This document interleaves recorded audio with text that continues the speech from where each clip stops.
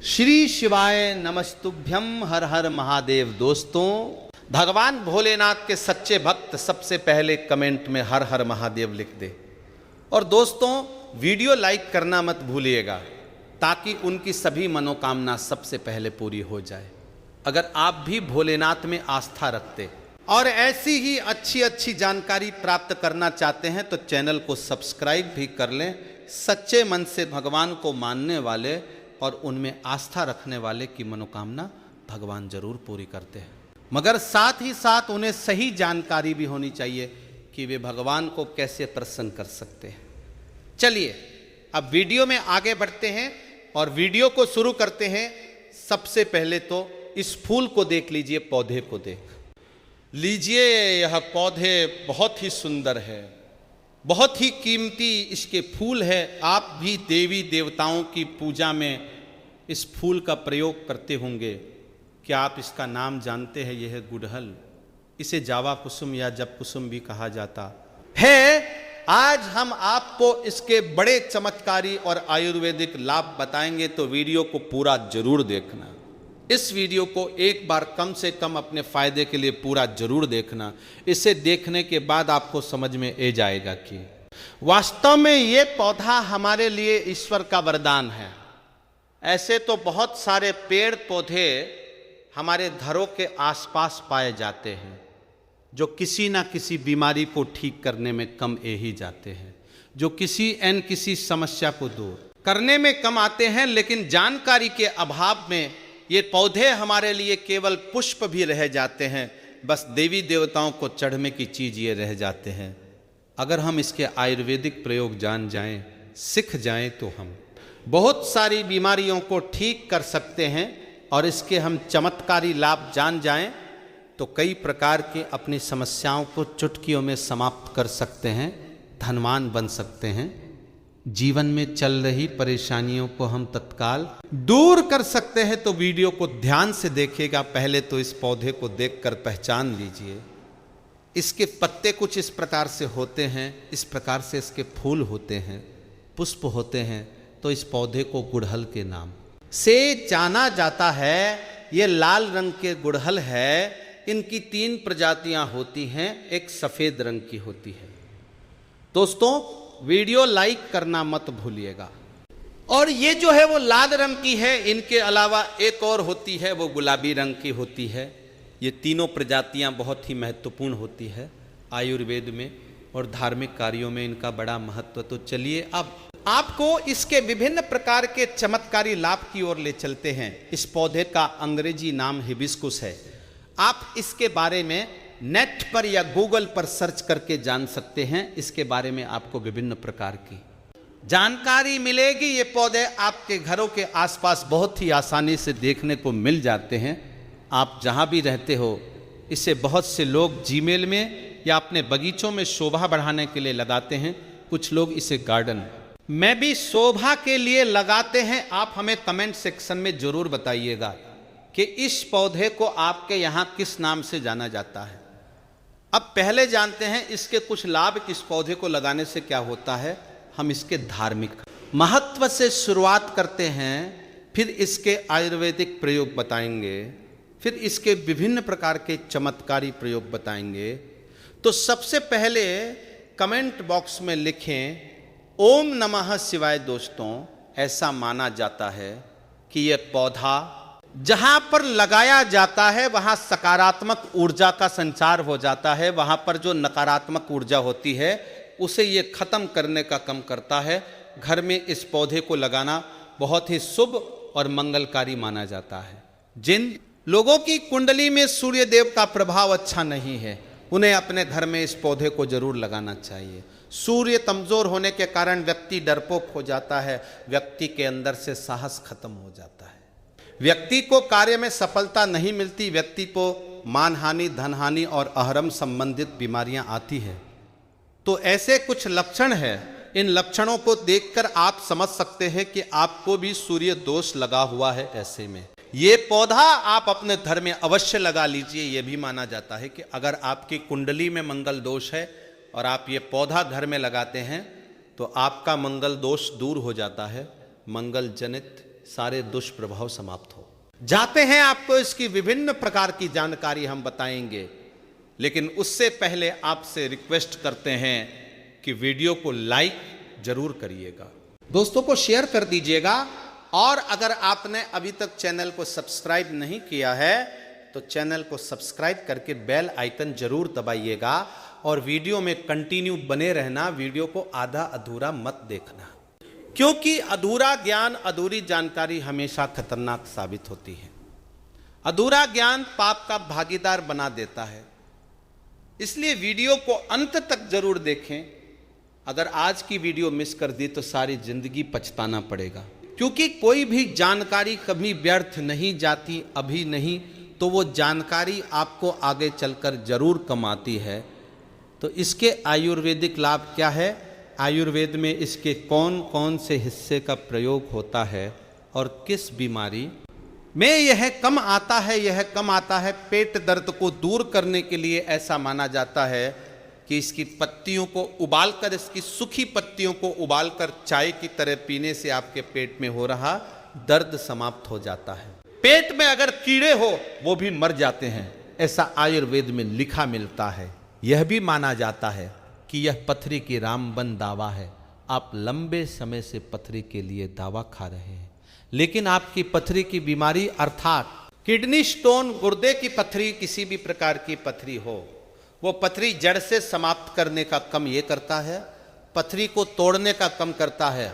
अगर आप लंबे समय से पथरी की बीमारी से परेशान है तो इसके पुष्प और उस पत्तियों का पाउडर मिलता है बाजार में, हिबिस्कुस पाउडर के नाम से सर्च करके देख सकते हैं, आपको मिल जाएगा। या फिर आप चाहते हैं तो आप खुद भी इसके पत्ते और फूल का पाउडर बना सकते हैं। फिर इसके पाउडर को 2 चम्मच 1 गिलास गुनगुने पानी में डालकर, या फिर 2 गिलास आप पानी लें और उसमें 1 चम्मच इसके पाउडर को डालकर गर्म कर दें। फिर जब शेष 1 गिलास पानी उसमें बच जाए तब आपको छान कर उसे पी लेना है। और ये उपाय आपको खाली पेट करना है सुबह और शाम। ऐसा माना जाता है केवल 15 दिनों तक इसके पाउडर को पीने से, जैसे कि हम विधि बता रहे हैं। इस विधि को करने से किसी भी पथरी की बीमारी हो, मूत्र नाल के माध्यम से दलकर बाहर निकल जाती है। आप जनहित एवं जैन कल्याण हेतु जिन लोगों को लंबे समय से पथरी की बीमारी से परेशानी है, उनको इसके बारे में बता दें। और ये शरीर में आयरन की कमी को भी दूर करता है। आप में से बहुत से लोग ऐसे होंगे जो कि आयरन के लिए गोलियां खाते होंगे, तब से आपको गोलियां खाने की जरूरत नहीं है, आप आयुर्वेदिक दवा ले सकते हैं। अगर आप इसके पुष्प की चाय बनाकर पीते हैं, इसके फूल की चाय बनाकर पीते हैं, तो आपकी परेशानी दूर हो जाएगी। इसमें आपको और कुछ भी नहीं मिलना है, गुड़ को आप इसमें डालकर पी सकते हैं। थोड़ा सा गुड़ डाल देना और इसके जो फूल है उन्हें उबालकर चाय जैसा बना लेना। इस तरह से चाय बनाकर पुष्प का रस पीने से आयरन की कमी को, ब्लड की कमी को, खून की कमी को ये पूरा करता है। शरीर तेजी से आयरन की पूर्ति करता है, खून की पूर्ति करता है। फिर दोबारा कभी भी आपको जीवन में खून की कमी नहीं आएगी। अब खून की कमी किस कारण होती है, अगर हम वस्तु शास्त्र की ओर ले चले, एस्ट्रोलॉजी और ले चले, तो बताया मंगल से जुड़ा कौन सा रंग होता है, लाल रंग होता है। इसके साथ ही ये वजन घटाने में कम आता है। इसके उपयोग से आप वजन घटा सकते हैं। आप में से कई लोग ऐसे होंगे जो वजन घटना चाहते हैं, तो ऐसा माना जाता है कि इसके फूल की चाय पीने से लंबे समय तक भूख नहीं लगती है, और लंबे समय तक भूख ना लगे तो जाहिर सी बात है आपका वजन घटेगा ही घटेगा, इसमें कोई संदेह नहीं है। चलिए अब इसके धार्मिक महत्व जान लेते हैं।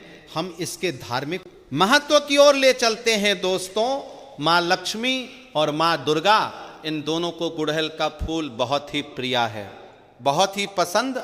साथ ही साथ भगवान हनुमान जी को गुड़हल के फूल बहुत ही प्रिय है, ये लाल रंग के होने से। ऐसे जितने भी फूल होते हैं माँ दुर्गा को समर्पित होते हैं। नवरात्रि के समय में गुड़हल के फूल के अनेकों चमत्कारी प्रयोग किए जाते हैं। ये माता रानी को भी चढ़ाई जाते हैं, हनुमान जी को विशेष तौर पर चढ़ाई जाते हैं, माँ लक्ष्मी को। चढ़ाई जाते हैं।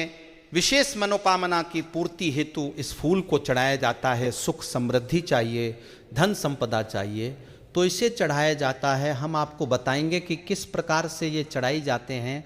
तो अगर किसी को मंगल दोष लगा है, हमने बताया कि मंगल ग्रह का रंग लाल होता है, तो जिस व्यक्ति की कुंडली में मंगल दोष हो, विवाह में देरी हो रही हो, इसके अलावा मंगल दोष के कारण जातक के संभावना बढ़ जाते हैं। रक्त संबंधी कोई बीमारी है, चर्म रोग संबंधी कोई बीमारी है, या फिर शादी के बाद अपने जीवन साथी से मनमुटाव हो गया है, या फिर बहुत सारे ऐसे लोग होते हैं जो शादी तो करते हैं लेकिन की पत्नी की मृत्यु हो जाती है, या फिर बहुत सारी ऐसी माताएं बहाने हैं जो कि विवाह कर चुकी है लेकिन उनके पति की मृत्यु हो गई है। तो ये सब क्यों होता है? ये मंगल दोष के कारण होता है।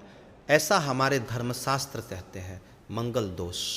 अगर आपके जीवन में लगा है तो आप कितने भी विवाह कर लीजिए, आने वाली आपकी जो पत्नी है अगर वो भी मांगलिक नहीं है तो उनकी मृत्यु हो जाएगी।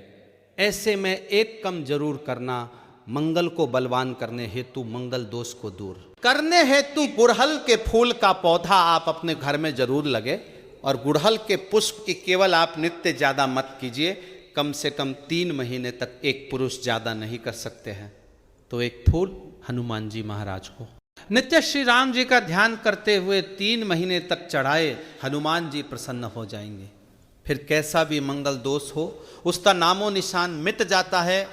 मंगल दोष लगने के कारण ही व्यक्ति की उन्नति नहीं हो पाती है। रिश्तों में दरार पड़ जाती है, खासकर मंगल दोष जीने लगता है, उन्हें वैवाहिक जीवन में बहुत परेशानियां आती हैं, उनका वैवाहिक जीवन बहुत ही कासन में गुजरता है। इसलिए जिन्हें मंगल दोष लगा है या फिर जो भाई ऐसे हैं जिनका विवाह नहीं हो पा रहा है, या फिर जो बहाने हमारे वीडियो को देख रही हैं, वो इसे समझ ले, क्योंकि हमारा चैनल केवल चैनल नहीं है बल्कि आप सभी दर्शकों का परिवार है। जो बहाने हमारा वीडियो देख रही हैं, जान लें कि अगर आपको मंगल दोष लगा है जिसके कारण आपका विवाह होने में अगर विलंब हो रहा है, तो आपको परेशान होने की ज़रूरत नहीं है। गुड़हल के पौधे को आप अपने घर में लगाइए और इसका एक फूल प्रतिदिन आप हनुमान जी महाराज को चढ़ा दीजिए। और एक बात याद रखिए, किसी भी स्त्री को हनुमान जी महाराज को छूना नहीं होता है, उन्हें स्पर्श करना वर्जित है। लेकिन हनुमान जी की आप पूजा कर सकते हैं, आप उन्हें दूर से ये फूल चढ़ा सकते हैं। श्री राम जी का ध्यान करते हुए है तो अति उत्तम। लेकिन एक फूल बता रहे हैं, जैसे कि सामर्थ्य अनुसार कहा जाता है। कभी कभी ऐसा होता है हमें रोज रोज ये फूल नहीं मिल पाते हैं, तो आपसे जितने भी बन पड़े अवश्य चढ़ाई, आपको लाभ जरूर मिलेगा। ये उपाय कोई कर सकता है, मंगल दोष लगा है तो वो दूर हो जाएगा, और ये उपाय करने के बाद हनुमान जी की कृपा भी मिलेगी। जो लोग नित्य इसके 2 से 5 फूल हनुमान जी को चढ़ाते हैं, तो ऐसे व्यक्ति को अष्ट सिद्धि और नवनिधियों की प्राप्ति होती है, इसमें कोई संदेह नहीं है। और हनुमान जी आपके जीवन में चल रही हर परेशानी को दूर करते हैं। लाल किताब में ये भी लिखा है कि अगर कोई व्यक्ति शनि की 7.5 भैया या फिर पौनी दशा से परेशान है, तो गुड़हल के 5 फूल श्री राम जी का ध्यान करते हुए अगर हनुमान जी को समर्पित कर दिए जाएं, तो कैसे भी शनि की पीड़ा हो वो समाप्त हो जाएगी। अब बताते हैं कि शुक्रवार के दिन इनका प्रयोग किस प्रकार से किया जाता है। तो दोस्तों, अगर आपकी कोई विशेष प्रकार मनोकामना है तो शुक्रवार के दिन माता लक्ष्मी को इसके 21 फूलों की माला अर्पित करेंगे। संध्या काल में जमुना दिन हो ना रात हो, जिसे माध्यम समय कहा गया है, संध्या काल में माता लक्ष्मी के समक्ष घी का दीपक जलाकर विशेष मनोकामना बोलते हुए इसके फूलों की माला बनाकर चढ़िए। आपकी वो मनोकामना अवश्य पूर्ण हो जाएगी। ये माता लक्ष्मी को शुक्रवार के दिन चढ़ा दीजिए। जो भी विशेष मनोकामना होगी केवल 3 शुक्रवार तक ये उपाय करने से पूर्ण हो जाएगी। इसे 100% लाभ मिलता है, इसमें संदेह बिल्कुल ना करें। ये प्रयोग प्रमाणित है। बहुत से लोग इसका फायदा उठा चुके हैं। इसके बाद बताना चाहेंगे कि आप में से कई लोग ऐसे हैं जो माता रानी के भक्त हैं, अर्थात माता नौ दुर्गा जी के भक्त हैं। तो एक कम करना, अगर आप माता रानी से कुछ विशेष प्रकार के वरदान प्राप्त करना चाहते हैं। कहने का मतलब है कि जैसे धन चाहिए, दौलत चाहिए, संतान चाहिए, पति की लंबी उम्र चाहिए, धन सुख वैभव सब कुछ चाहिए। आप चाहते हैं कि आपको नौकरी की प्राप्ति हो जाए, कोई विशेष आपकी मनोकामना हो, तो ऐसा माना जाता है कि शुक्ल पक्ष के गुरुवार के दिन से या फिर सोमवार के दिन से इसके 9 फूलों की माला बनाकर नित्य 9 दिनों तक रात्रि कल में 9 बजे के बाद माता नौ दुर्गा को प्रतिदिन केवल 9 दिनों तक इसे चढ़ाना होता है। लाल रंग के गुड़हल का आपको प्रयोग करना है, कोई विशेष मनोकामना है तब ये उपाय करना है। उसे मनोकामना को पूर्ण होने से ब्रह्मांड की कोई भी शक्ति रोक नहीं पाएगी। आप ये उपाय अवश्य कर लें। खास करके माता नव दुर्गा को प्रसन्न करने के लिए गुड़हल के फूल चढ़ाई जाते हैं। ऐसा भी बताया जाता है, हमारे धर्म शास्त्रों में लिखा है कि अगर माता नव दुर्गा को गुड़हल का एक फूल चढ़ा दिया जाए तो उसका पुण्य सहस्त्र गोदान के बराबर होता है, पुण्य की प्राप्ति होती है। उतना ही पुण्य केवल गुड़हल का एक फूल माता नव दुर्गा को चढ़ा देने से मिल जाता है। ये भी कहा जाता है कि माता नव दुर्गा बड़े बड़े पकवान से, बड़े बड़े साधना से, बड़े बड़े धार्मिक अनुष्ठान से, बड़े बड़े जो माता को प्रसन्न करने के लिए उपाय किए जाते हैं, उनसे प्रसन्न जितना नहीं होती उतना केवल एक ही गुड़हल का फूल चढ़ा देने से हो जाती है। तो आप माता नव दुर्गा को विशेष मनोकामना की पूर्ति हेतु ये फूल चढ़ा दें। और इस वीडियो में पहले भी जो उपाय बताए हैं वो उपाय भी करें, आपको अवश्य लाभ मिलेगा, आपके मनोकामना की पूर्ति होगी। लेकिन याद रखें, आपको इसके बीच में गैप नहीं रखना है। नित्य आपको 9 दिनों तक इसे चढ़ाना है। मंगल दोष लगा हो, माँ लक्ष्मी की कृपा प्राप्त करना चाहते हो तो ये उपाय जरूर करें। और जो लोग चाहते हैं कि लंबे समय से चल रही बीमारी ठीक हो जाए, जिनके घर में कोई बीमार चल रहा है, जो लोग गंभीर बीमारी से ग्रस्त हैं, ऐसे व्यक्ति एक कम जरूर करें। पीड़ित व्यक्ति के शरीर से 7 बार थोड़ा 7 दूध वार लें। एक कटोरी के आसपास आपको दूध लेना है और बीमारी से पीड़ित व्यक्ति के शरीर से 7 बार उसे दूध का उतारा करें और उसे दूध को ले जाकर आप गुड़हल की जड़ में डाल दें। नित्य केवल 7 दिनों तक ये उपाय करते हैं तो उनकी बीमारी में लाभ मिल जाता है। जबरदस्त चमत्कारी प्रयोग है ये प्रयोग, आप खुद करके देखना, आपको इनका अनुभव मिल जाएगा। जैसे लंबे समय से बुखार हो जाता है, ठीक नहीं होता, परेशान हो जाते हैं, दिल करता है जाकर कहीं रो लें या ईश्वर के सामने रो लें, तो ये उपाय जरूर कीजिएगा। 100% लाभ मिलता है दोस्तों। अगर आप माता रानी का आशीर्वाद पाना चाहते हैं तो कमेंट बॉक्स में जय माता दी जरूर लिख देना। माता रानी आपके सभी कासन को हर लेगी। जय माता रानी। उम्मीद करते हैं आपको वीडियो पसंद आया होगा। ऐसे ही अच्छी जानकारी दिलाने वाले वीडियो देखने के लिए चैनल को सब्सक्राइब करें, बेल आइकन को प्रेस करें। धन्यवाद। इसके साथ ही दोस्तों, गुड़हल का यह दिव्य पौधा केवल धार्मिक और आयुर्वेदिक दृष्टि से ही महत्वपूर्ण नहीं है, बल्कि यह हमारे जीवन की ऊर्जा, मानसिक शांति और आध्यात्मिक उन्नति से भी गहराई से जुड़ा हुआ है। शास्त्रों में वर्णित है कि जिन घरों में नियमित रूप से गुड़हल के पौधे की देखभाल की जाती है, वहां पर देवी देवताओं का वास होता है और उस घर के वातावरण में एक अलग ही प्रकार की पवित्रता और सकारात्मकता बनी रहती है। यदि आप प्रतिदिन सुबह उठकर इस पौधे को जल अर्पित करते हैं और सच्चे मन से ओम नमः शिवाय का जाप करते हैं, तो यह साधारण सा दिखने वाला पौधा आपके जीवन में असाधारण परिवर्तन ला सकता है।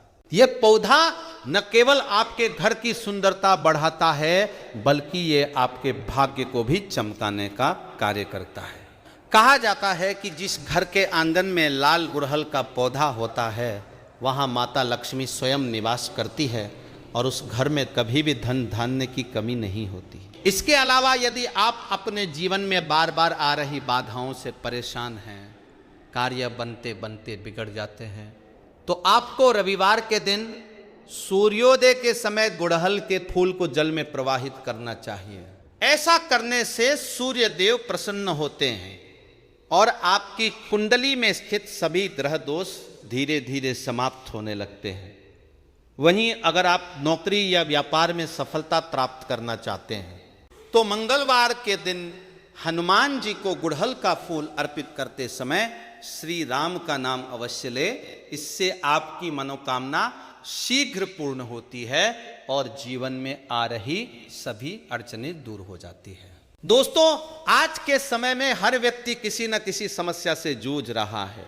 किसी को धन की कमी है, किसी को स्वास्थ्य की समस्या है, तो कोई अपने रिश्तों को लेकर परेशान है। ऐसे में गुड़हल का ये छोटा सा उपाय आपके लिए एक बड़ा समाधान बन सकता है।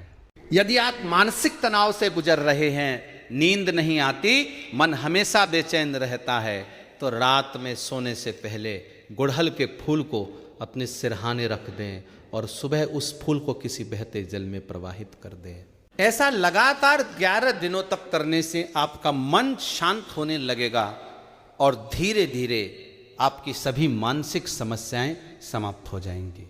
इतना ही नहीं, अगर घर में नकारात्मक ऊर्जा का प्रभाव ज्यादा हो, बार बार झगड़े होते हो, घर का माहौल अशांत रहता हो, तो आपको गुड़हल के 5 फूल लेकर उन्हें घर के मंदिर में रखकर शाम के समय दीपक जलाना चाहिए और माता दुर्गा का स्मरण करना चाहिए। इसके बाद अगले दिन उन फूलों को किसी पीपल या बरगद के पेड़ के नीचे रख दे। ये उपाय केवल 7 दिनों तक करने से ही घर की नकारात्मक ऊर्जा समाप्त होने लगती है और घर में सुख शांति का वास होने लगता है। अब बात करते हैं इसके एक और अद्भुत प्रयोग की, जो बहुत कम लोग जानते हैं। अगर आपके जीवन में धन रुकता नहीं है, पैसा आता है लेकिन टिकता नहीं है, तो शुक्रवार के दिन एक लाल कपड़े में गुड़हल के 7 फूल, थोड़े से चावल और एक सिक्का बांधकर अपनी तिजोरी या अलमारी में रख दें। ऐसा करने से माता लक्ष्मी की कृपा बनी रहती है और आपके घर में धन का स्थायी निवास होता है। इसके साथ ही दोस्तों, अगर आप चाहते हैं कि आपके बच्चे पढ़ाई में तेज हों, उनका मन पढ़ाई में लगे, तो उन्हें रोज सुबह गुड़हल के फूल के पास बैठाकर 5 मिनट ध्यान करवाएं। ये एक बहुत ही प्रभावशाली उपाय है जो बच्चों की एकाग्रता को बढ़ाता है और उनकी बुद्धि को तीव्र करता है। ध्यान रखने वाली बात यह है कि इन सभी उपायों को करते समय आपका मन शुद्ध और आस्था से भरा होना चाहिए। केवल दिखावे के लिए या बिना विश्वास के किए गए उपाय कभी भी पूर्ण फल नहीं देते। इसलिए जब भी आप गुड़हल के इन प्रयोगों को करें तो पूरे विश्वास और श्रद्धा के साथ करें, तभी आपको इसका पूर्ण लाभ मिलेगा। इसके अलावा दोस्तों, गुड़हल के इस पवित्र पौधे से जुड़ा एक और अत्यंत प्रभावशाली और गुप्त उपाय भी बताया गया है, जिसे यदि आप श्रद्धा और नियम पूर्वक करते हैं तो आपके जीवन में आ रही सबसे बड़ी बाधाएं भी दूर हो सकती हैं। कई बार ऐसा होता है कि व्यक्ति को लगातार असफलता मिलती रहती है, मेहनत करने के बावजूद भी फल नहीं मिलता, घर में बरकत नहीं होती और हर कार्य में रुकावट आने लगती है। तो ये संकेत होता है कि कहीं ना कहीं आपकी ऊर्जा बाधित हो रही है या कोई नकारात्मक प्रभाव आपके जीवन को प्रभावित कर रहा है। ऐसे में आपको शनिवार की शाम को स्नान करके स्वच्छ वस्त्र धारण करने हैं और एक लाल गुड़हल का फूल लेकर अपने इष्ट देव का ध्यान करते हुए उस फूल को अपने दाएं हाथ में रखकर अपनी मनोकामना बोलनी है। इसके बाद उस फूल को किसी सुनसान स्थान या पेड़ के नीचे रखकर बिना पीछे मुड़े अपने घर लौट आना है। यह उपाय लगातार 5 शनिवार तक करने से आपके जीवन की बाधाएं धीरे धीरे समाप्त होने लगती है और रुके हुए कार्य बनने लगते हैं। साथ ही दोस्तों, अगर आप अपने घर में सुख समृद्धि और खुशहाली बनाए रखना चाहते हैं तो प्रतिदिन सुबह गुड़हल के पौधे के पास एक दीपक जलाकर ओम श्री ह्री क्ली महालक्ष्मी नमः मंत्र का 11 बार जाप अवश्य करें। ऐसा करने से माता लक्ष्मी की कृपा आपके घर पर बनी रहती है और आर्थिक तंगी कभी पास नहीं आती। वहीं जो लोग व्यापार करते हैं उन्हें अपने कार्यस्थल पर गुड़हल का पौधा जरूर रखना चाहिए, या फिर हर मंगलवार को एक ताजा गुड़हल का फूल अपने दुकान या ऑफिस में रख देना चाहिए। इससे व्यापार में वृद्धि होती है और ग्राहकों का आकर्षण बढ़ता है। दोस्तों, एक और खास बात जो बहुत कम लोग जानते हैं वो ये है कि गुड़हल का फूल हमारे आभा मंडल यानी ऑरा को शुद्ध करने का भी कार्य करता है। अगर आपको लगता है कि आपके ऊपर बार बार नजर दोष लग जाता है, काम बनते बनते बिगड़ जाते हैं या अचानक से मन उदास रहने लगता है, तो आपको रविवार के दिन गुड़हल के 3 फूल लेकर उन्हें अपने सिर से 7 बार उतारकर किसी बहते जल में प्रवाहित कर देना चाहिए। इससे नजर दोष समाप्त होता है और आपकी सकारात्मक ऊर्जा वापस लौट आती है। अंत में दोस्तों यही कहना चाहेंगे कि प्रकृति ने हमें जो ये अनमोल उपहार दिए हैं उनका सही ज्ञान और सही उपयोग हमें जीवन में आगे बढ़ने में मदद करता है। गुड़हल का यह साधारण सा दिखने वाला फूल वास्तव में एक चमत्कारी शक्ति का स्रोत है। बस जरूरत है उसे समझने की और श्रद्धा के साथ अपनाने की। अगर आप भी चाहते हैं कि आपके जीवन में सुख, शांति, समृद्धि और सफलता बनी रहे तो इन उपायों को अपनाएं और सच्चे मन से भगवान का स्मरण करते रहे। हर हर महादेव। दोस्तों, हम अपने घर के पूजा घर में पूजा पाठ करते हैं और मूर्ति रखते हैं। दोस्तों, मूर्ति का क्या महत्व होता है आज हम आपको इस वीडियो के माध्यम से बताने वाले हैं। जिस घर के पूजा घर में एक साथ ये 2 मूर्तियां होती है वहां पर बनता है राजयोग और दुनिया आपके कदमों में आ जाती है। कहने का तात्पर्य है कि आपको सर्व सुख प्राप्त हो जाते हैं। जिसकी आपने कल्पना की है, जिसकी अपने मनोकामना मांगी है, घर के पूजा घर में हम पूजा करते हैं। पूजा पाठ के माध्यम से कुछ चीज़ें देखने और मनाने आदि का प्रयत्न करते हैं ताकि हमें उस पूजा का फल प्राप्त हो जाए और हम उसी अनुरूप घर के अंदर मूर्ति लगवाते हैं ताकि हम उन देवी देवताओं का सुंदर मुख देख सके और उनका आशीर्वाद प्राप्त कर सके है। लेकिन दोस्तों, अगर हम अपने घर के पूजा घर में इन मूर्तियां भी रखते हैं तो निश्चित तौर पर हमारी किस्मत बदल जाती है और देखते ही देखते हमारे जीवन के अंदर की सारी कंगाली समाप्त होने लगती है। आगे बढ़ने से पहले आपसे रिक्वेस्ट करते हैं कि वीडियो को लाइक जरूर करिएगा, दोस्तों को शेयर कर दीजिएगा और अगर आपने अभी तक चैनल को सब्सक्राइब नहीं किया है तो चैनल को सब्सक्राइब करके बेल आइकन जरूर दबाइएगा। ये तो बात करते हैं उन मूर्तियों के बारे में कि आखिर कौन सी 2 मूर्तियां एक साथ में आपको रखनी चाहिए ताकि उसका सच्चा सर्वर सुख आपको प्राप्त हो सके। और सबसे पहले अगर हम किसी मूर्ति की बात करें तो दोस्तों, अगर आप श्री कृष्ण के भक्त हो और बाल गोपाल की मूर्ति रखते हो तब आपको भगवान श्री कृष्ण के साथ माता रानी राधा जी की मूर्ति भी आपको जरूर रखना चाहिए। या श्री कृष्ण की अगर आपके घर में तस्वीर है तो उसके साथ राधा जी की भी तस्वीर संयुक्त जोड़े के रूप में आपको लेके आने हेलो दोस्तों, ये प्रेम और एकता की एक ऐसी अनूठी मिसाल है कि जिस घर में इन दोनों की तस्वीरें होती है, समझ लीजिए उस घर के अंदर किसी भी प्रकार का सुरक्षित नहीं होता।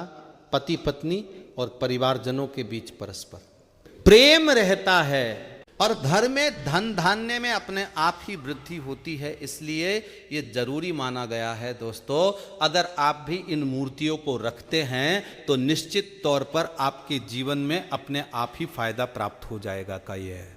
दोस्तों, कई लोग अपने घर में माता लक्ष्मी की पूजा करते हैं तो सोचते हैं कि भगवान विष्णु जी की भी पूजा करें या ना करें, या फिर उनकी मूर्ति साथ रखें या न रखें। दोस्तों, हमेशा भगवान श्री विष्णु जी और माता लक्ष्मी की पूजा आपको एक साथ करनी चाहिए। देवाधिदेव महादेव भगवान विष्णु और भगवान ब्रह्मा जी तीनों ही देवताओं को सर्वस्व परम देवता माना जाता है और त्रिदेवों में भगवान विष्णु जी को पूजा जाता है। तो अगर आप अपने घर के पूजा घर में की लक्ष्मी नारायण की संयुक्त रूप से पूजा करते हैं तो निश्चित तौर पर आपके घर में दिन दुगनी रात चौगुनी वृद्धि देखने को मिलती है। इसलिए आप भगवान विष्णु के साथ माता लक्ष्मी जी की पूजा करें। अगर माता लक्ष्मी की अकेली तस्वीर है तो आपको उनकी बाईं तरफ भगवान श्री गणेश और भगवान श्री कुबेर जी की मूर्ति या तस्वीर अपने घर के मंदिर में जरूर लगानी चाहिए। अगर आप माता लक्ष्मी जी के बाईं तरफ भगवान श्री गणेश जी की मूर्ति लगाते हैं या तस्वीर लगाते हैं तो आपको निश्चित तौर पर लाभ प्राप्त होता है और देखते ही देखते आपके जीवन के अंदर की कंगाली समाप्त होने लगती है। और धन प्राप्ति के लिए आपको लक्ष्मी गणेश जी की संयुक्त रूप से पूजा करनी चाहिए। माना जाता है माता लक्ष्मी धन देते हैं तो भगवान श्री गणेश रिद्धि सिद्धि का भंडार और बुद्धि का विकास करते हैं। इसी वजह से इनकी पूजा बहुत जरूरी मानी गई है। और दोस्तों, कई लोग पूछते हैं कि अपने घर में हनुमान जी की तस्वीर या मूर्ति में रखें या ना रखें, या उनकी पूजा करें या ना करें। दोस्तों, आपको निश्चित तौर पर हनुमान जी की, अन्य देवी देवताओं के साथ में भी आप मूर्ति या तस्वीर रख सकते हैं। किसी प्रकार की कोई दो राय नहीं है कि आपके ऊपर हनुमान जी क्रोधित होंगे या ना होंगे। इसके अलावा आप प्रभु श्री राम की तस्वीर भी अपने घर के पूजा घर में रखते हैं तो आप हनुमान जी की तस्वीर रखें या न रखें, हनुमान जी के निमित्त किसी भी प्रकार की पूजा या पाठ करना हो, आप प्रभु श्री राम से कहते हैं। दोस्तों, भगवान श्री राम के अनन्य भक्त हनुमान जी है और निश्चित तौर पर आपको उतना ही आशीर्वाद प्राप्त होता है जितना कि आपको हनुमान जी की मूर्ति या तस्वीर का पूजन करने से होता है। या फिर आप क्या करें, श्री राम दरबार की तस्वीर अपने घर में लेकर आएं और श्री राम दरबार की तस्वीर का पूजन करें, या उनकी मूर्ति या उनकी किसी प्रकार की कोई चीज आपके पास है तो आप उनका पूजन करें। इसमें सारे देवी देवताओं का आपको आशीर्वाद प्राप्त हो जाता है। हनुमान जी से झाल माता, सीता भगवान, श्री राम और अन्य देवी देवताओं का भी आशीर्वाद आपको प्राप्त हो जाता है। तो निश्चित तौर पर अपने घर के पूजा घर में एक साथ आप यह तस्वीरें रख सकते हैं, आपके जीवन में राजयोग की प्राप्ति होती है। इसी तरह दोस्तों, अगर आप अपने घर के पूजा घर में या किसी अन्य स्थान पर अगर कोई तस्वीर रखना चाहते हैं और उसे लगाकर अपने घर में लाभ प्राप्त करना चाहते हैं तो दोस्तों, अपने घर में या पूजा घर में आपको निश्चित तौर पर त्रिदेवों की तस्वीर या मूर्ति एक ही स्थान पर लाकर जरूर रखनी चाहिए। ब्रह्मा, विष्णु और महेश, इन तीनों की संयुक्त रूप से इनकी एक साथ तस्वीर अपने घर के मंदिर में या अपने घर में कहीं भी लाकर रख देनी चाहिए। माना जाता है इन तीनों देवी देवताओं के एक साथ दर्शन करने मात्र से हमारे बड़े से बड़े बैनर और बड़े से बड़ा कांड कैसे ही समाप्त हो जाता है। इसी वजह से इन तीनों की एक साथ में तस्वीर या मूर्ति लाकर आपको पूजा जरूर करनी चाहिए है। अब बात करते हैं कि कुछ ऐसी तस्वीरें होती है जिनको आपको अपने घर के पूजा घर में स्थान ही नहीं देना चाहिए। अगर आपने इन तस्वीर या मूर्ति को अपने घर के पूजा घर में स्थान दिया तो समझ लीजिए कि आपको कंगाली का सामना करना पड़ेगा या फिर देवी देवताओं के विरोध का सामना करना पड़ेगा। और एक बात बता दें कि मंदिर में कभी भी विषम संख्या में गणेश जी की मूर्तियां ना रखें, जैसे कि 13 या 5 ऐसे रखना अशुभ माना जाता है। 2 मूर्तियों को एक साथ रखना शुभ माना गया है। अगर आप सिर्फ गणेश जी की मूर्ति रखते हैं तो इसके अलावा किसी भी प्रकार की मूर्ति आपको नहीं रखनी चाहिए। इन्हें स्थापित करते वक्त ध्यान दें कि गणेश जी का चेहरा हमेशा घर के मुख्य दरवाजे की तरफ होना चाहिए ताकि आपको अच्छे और सच्चे धन लाभ की प्राप्ति हो। और इस बात का ध्यान रखें कि घर में अंगूठे से बड़े आकार का शिवलिंग आपको भूल कर भी नहीं रखना चाहिए। हमेशा एक दूसरा शिवलिंग आपको नहीं रखने चाहिए। वैसे तो दोस्तों, आपको अपने घर में शिवलिंग रखना ही नहीं चाहिए, उसके बाद भी आप रखते हैं तो अंगूठे के आकार से बड़ा शिवलिंग आपको नहीं रखना चाहिए। आप छोटा शिवलिंग रख दें और ध्यान रखें कि एक से ज्यादा शिवलिंग आपको भूल कर भी नहीं रखने है। घर में अगर आप शिवलिंग रखते हैं तो शिवलिंग के ऊपर आपको तुलसी भूलकर भी अर्पित नहीं करनी है।